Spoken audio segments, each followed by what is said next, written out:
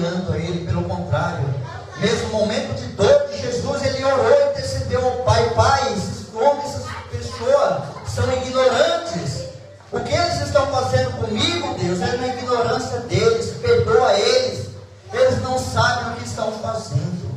Ou seja, igreja, Jesus foi o maior e é o maior exemplo realmente de como nós devemos ser. Quando aquele que se levantar contra a sua vida vier contra você, nós não vamos vencer pagando mal com mal, não vamos vencer ali realmente guerreando com ele com as mesmas armas que ele vem contra nós. Pelo contrário, nós iremos vencer. A Bíblia fala que abençoai aqueles que vos maldizem, abençoai e não amaldiçoai. O que é abençoar? Quando alguém se levanta contra você, fala mal da sua vida, Deus coloca as tuas mãos, abençoa, guarda, proteja, liberta. A Bíblia fala que certa vez Jesus foi impedido de entrar em uma certa cidade, e os discípulos de Jesus, cheios de si, cheios de autoridade, da carne deles mesmos, falaram: Senhor, quer que façamos como Elias fez, que oramos e que desça fogo do céu e consuma esse povo?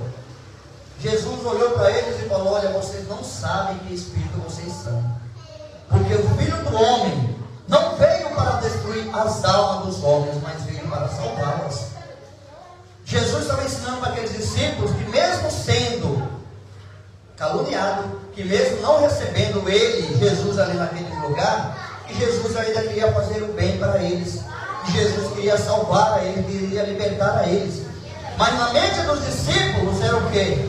Não, Jesus é assim, é olho por olho, dente por dente, tapa por tapa, é aqui na carne mesmo. Mas Jesus ensinou o quê? Não é dessa maneira, não é dessa forma.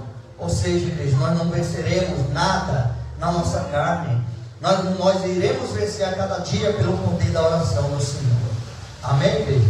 Dê mais uma passagem aqui rapidamente, que as horas se avançam. Vamos lá no livro de Jeremias, capítulo 38. Nós vamos falar de um homem chamado Ezequias. Isaías, capítulo 38. Isaías, capítulo 38. Vamos falar de Ezequias, no livro de Isaías. Aleluia! Glórias a Deus. Isaías, capítulo 38.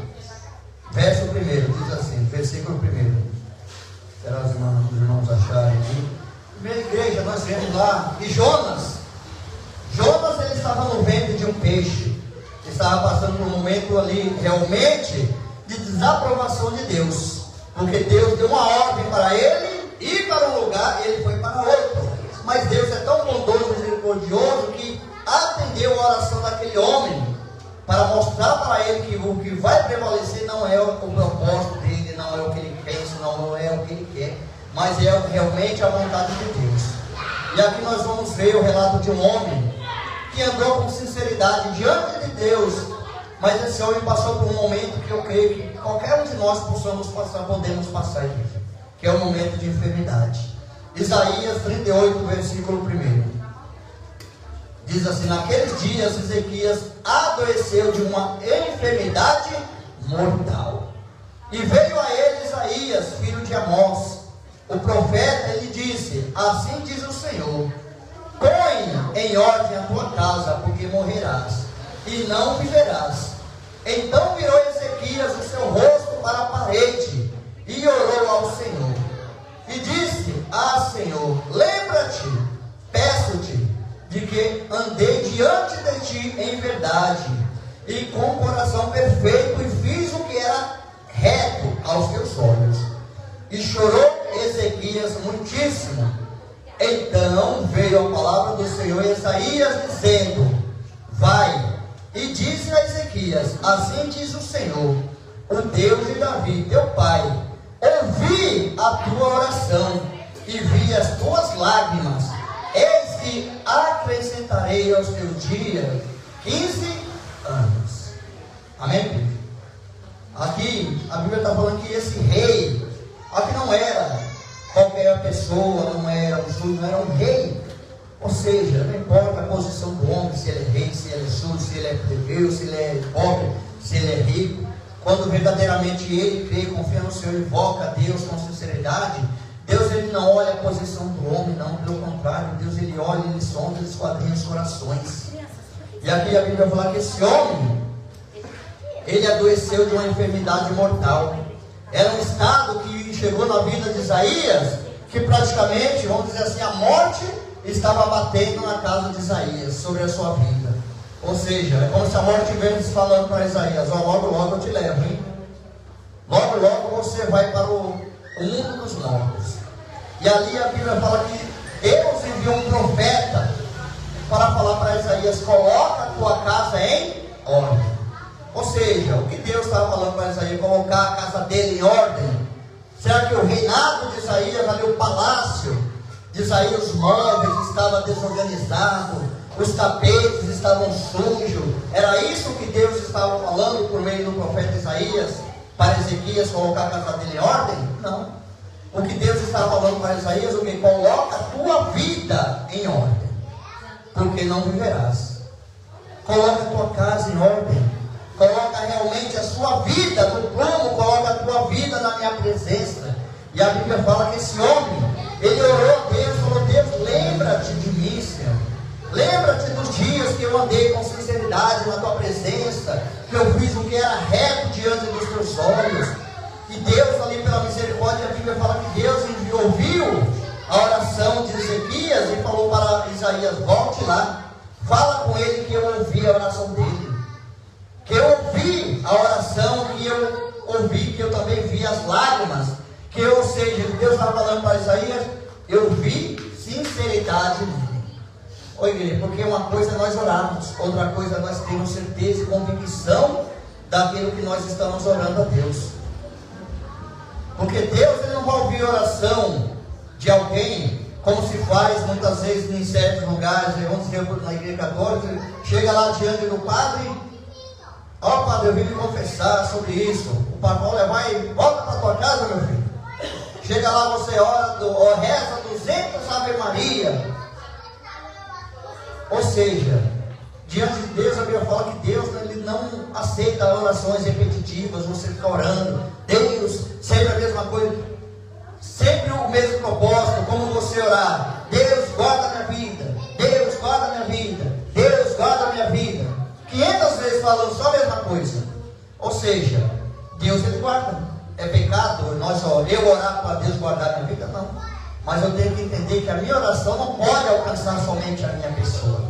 Deus guarda a minha vida, Deus abençoe a minha casa, Deus guarda os meus familiares, Deus proteja a minha nação, os governadores, aqueles que governam, vá de encontro àqueles que estão no pecado, aqueles que estão longe, distantes do Senhor. A Bíblia não diz que devemos orar por todos, orar pelos governos, orar por todos. Ou seja, não é uma oração que eu devo olhar somente para o meu umbigo, lembrar somente de mim. É como o modelo da oração que já foi falada, a oração de Jesus Cristo, que ele ensinou: Pai Nosso. Ou seja, esse Pai Nosso, realmente ele quer abençoar a todos. Ele quer realmente ouvir a oração de todos. Mas infelizmente nem todos querem realmente ter o compromisso de orar a Deus. Porque é mais fácil na hora da angústia, da dificuldade, eu olhar mais para os momentos que realmente eu posso me refugiar. Vou ali tomar uma para esquecer. Vou ali usar um negocinho para minha mente tranquilizar. Ou seja, aí eu vou no boteco, tomo uma, fico com um chapadão, acabou o efeito da bebida, das drogas, das coisas do mundo. Sumiu as lutas da minha vida? Não, pelo contrário. Talvez até aconteceu coisas piores para agravar mais ainda a minha situação. Mas, igreja, Deus, a oração diante do Senhor, realmente Ele cura, Ele transforma, Ele liberta, Ele purifica.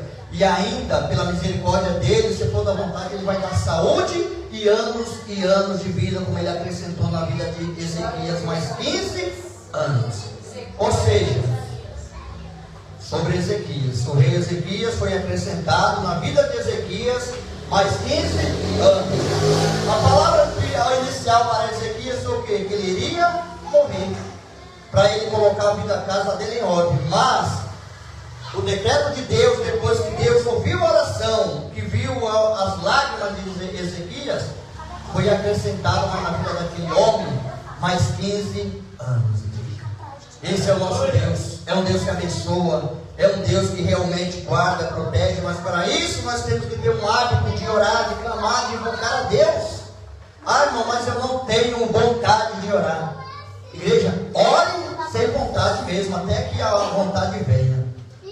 Ore sem vontade, se for o caso que não tiver vontade, até que a vontade venha. Até que realmente seja um hábito em nossas vidas de orarmos. Por quê? É tanto de Deus. Vamos aí em 1 Tessalonicenses, capítulo 5.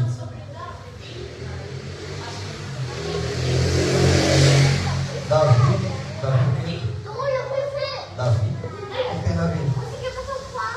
Glória a Deus. Lá em 1 Tessalonicenses, capítulo 5.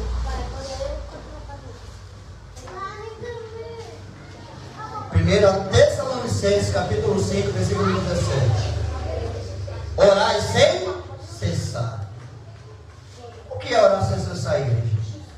Será que orar sem cessar é nós vivemos ajoelhado, orando na nossa casa, na igreja? Não. O que é orar sem cessar? Nós temos hábito, costume de orar. A Bíblia não diz orar também em espírito. O que é orar em espírito? Ou seja, eu posso estar na minha casa, cuidando dos afazeres, mas estou com um pensamento em Deus, orando, intercedendo. Você pode estar passando na rua. Nós muitas vezes vemos situações, briga, um acidente, discussões. Na mente, ali no espírito, você vai orando. Deus, coloca as tuas mãos, repreenda ali a contenda, repreenda, Deus, a desunião, repreenda ali a desavença, repreenda todo o mal. Ou seja, a Bíblia fala que orar sem cessar, ou seja, orar sem cessar, igreja, nós temos costume e o hábito de estarmos ali com o nosso coração, a nossa mente, sempre orando e intercedendo a Deus. Porque aquele que ouve a oração, nós não precisamos estar gritando, como Jesus Cristo falou, gritando nas praças, fazendo que as nossas vozes nas praças, como os hipócritas na época de Jesus, os fariseus, que oravam nas praças. Ao propósito deles orarem na praça, era o que Jesus falava?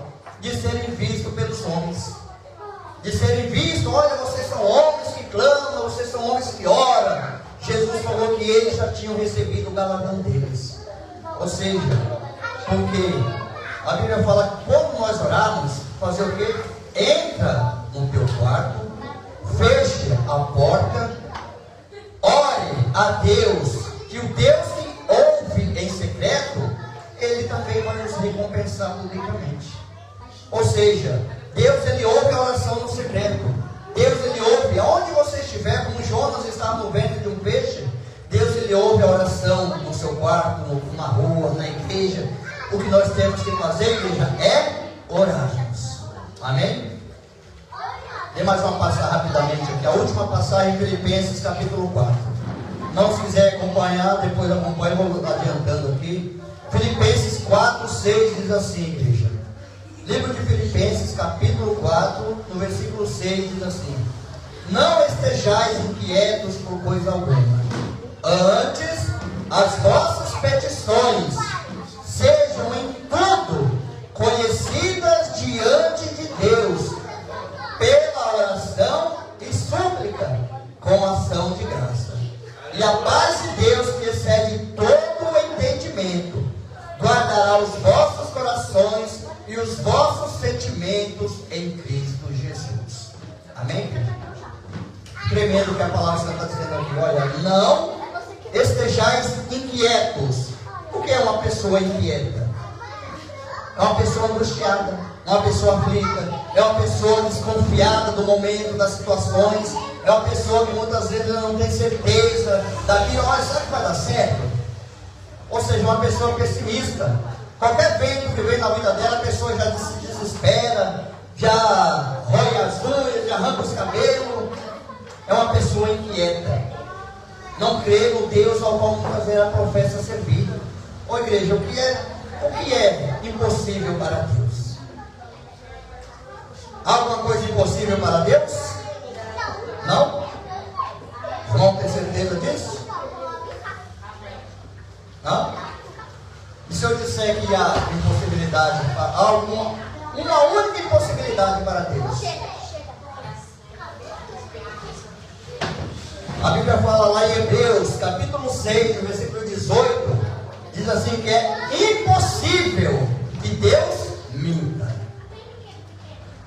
É a única impossibilidade que há em Deus, é isso aí. Que é impossível que Deus minta. Porque Deus, Ele é justo, Ele é verdadeiro. Porque mentiroso, quem é mentiroso? O diabo. A Bíblia fala que ele é mentiroso, ele é pai da mentira, porque ele nunca se firmou na verdade. Porque quando ele fala mentira, fala daquilo que lhe é próprio. Então a Bíblia fala que a única coisa que é impossível para Deus, é impossível que Deus minta. Porque Deus, Ele é verdadeiro. A Bíblia diz assim: seja Deus verdadeiro e mentiroso todo homem. Então Deus, o que Ele fala, Ele cumpre. O que está determinado diante de Deus vai se cumprir, queira o homem ou não. A palavra de Deus, ela é fiel e verdadeira, porque passarão céus e terra, porém as minhas palavras não passarão, diz o Senhor. E aqui o Espírito Santo de Deus usando a vida de Paulo para escrever a igreja de Filipe, não somente para a igreja de Filipe, mas para todos que aqui estamos, que lemos, que ouvimos, que aceitamos a palavra do Senhor, não estejais inquietos por coisa alguma, antes as vossas petições sejam em tudo conhecidas diante de Deus pela oração e súplica, com ação de graça.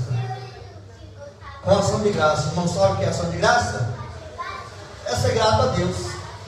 É mesmo quando não chegou ainda na sua vida aquilo que você orou, Deus, olha, está nas tuas mãos, mas graças te dou, Senhor, porque no momento certo o Senhor vai agir na minha vida. É sendo grato a Deus, não é querer, olha Deus, faça, julga, faça, senão não vou fazer isso, senão não vou para a tua igreja, não vou te buscar. A Bíblia fala lá no livro de Lucas, capítulo 18, Jesus falou de um certo juiz, um juiz iníquo. Falou que havia numa certa cidade um juiz iníquo que não respeitava nem os homens e nem temia Deus. Mas havia naquela mesma cidade uma viúva. E a Bíblia fala que constantemente aquela viúva vinha diante daquele juiz e falava: olha, julga a minha causa. Julga a minha causa. E a Bíblia fala que aquele homem, ele falou para si mesmo: olha, certo é que eu não temo a Deus, que eu não respeito homem nenhum. Mas todavia, como essa mulher vem diante de mim, toda vez me molestar, eu vou fazer juízo a ela, justiça para ela, vou julgar a causa dela, para que ela não venha mais me molestar. Aí Jesus perguntou: ouviste o que falou o juiz iníquo? E Deus não fará justiça aos seus escolhidos que clamam a Ele de dia e de noite? Ou seja, igreja, Jesus está falando que aquela mulher fazia para aquele homem falou com a própria boca dele que aquela mulher estava molestando, estava importunando a ele. Tanto é que ele falou: não vou fazer justiça para ver se ela para com isso.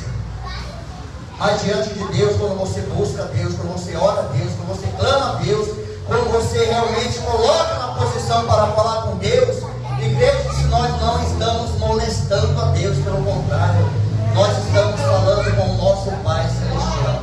Nós estamos falando com o nosso Deus, com o nosso Criador. Nós estamos invocando o nome daquele que tudo pode fazer sobre as nossas vidas. Ou seja, o homem é limitado. Nós somos seres limitados. Nós só podemos ir até onde Deus ele permite, mas Deus não há limites em Deus. Deus ele faz na hora, no momento que Ele quiser, sem pedir autorização nem para o homem, nem para a mulher, nem para o governo, porque todo o poder está nas mãos de Deus. Amém, igreja? Mas para isso nós temos que orar, nós temos que pedir, nós temos que ter fé, nós temos que a cada dia realmente pedir para Deus, assim como nós lemos: não andei ansiosos, não andei preocupados por coisa alguma, antes sejam conhecidos as vossas petições pela oração e pela súplica com ações de graça. Ou seja, é orar, interceder, confiar que não no meu momento, mas no momento certo, no momento de Deus, dependendo da minha fé, da minha perseverança, do meu agir, do meu buscar, do meu posicionamento diante de Deus, aquilo que é da vontade de Deus para acontecer na minha vida, na nossa vida, irá acontecer. Basta somente nós crermos e confiarmos. Solta aqui a palavra e as palmas nessa noite.